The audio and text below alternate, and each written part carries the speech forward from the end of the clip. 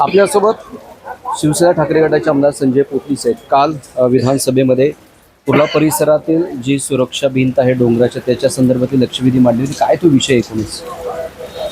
पावसाळ्याचे दिवस आहे आणि मुंबईमध्ये दरडी कोसळण्याचे प्रमाण पण वाढलेलं आहे.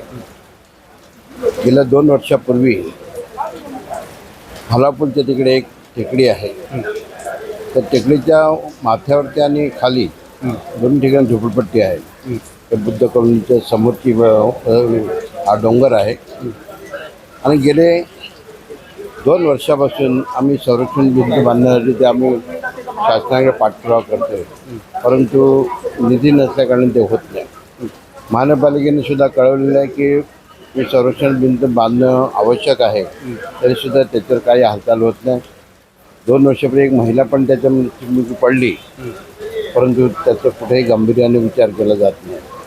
आता उद्या समजा काही पडलं झालं, डोंगर कोसळला, शेवटी लोकांचं नुकसान होण्याला कारणीभूत सरकारच असणार.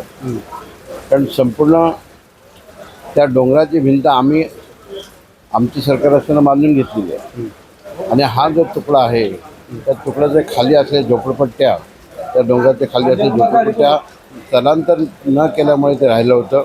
परंतु आता हे सरकार आल्यानंतर एक छोटासा 50 फुटाचा तुकडा ते लोक बांधण्यास तयार नाही. याचं कारण मला काय समजत नाही. जर निधी देण्यासाठी पक्ष बघून देणार असतील तर मग या जनतेने काय करावं? मंत्र्याचं काय उत्तर आहे? ते सकारात्मकता आहे वगैरे काय?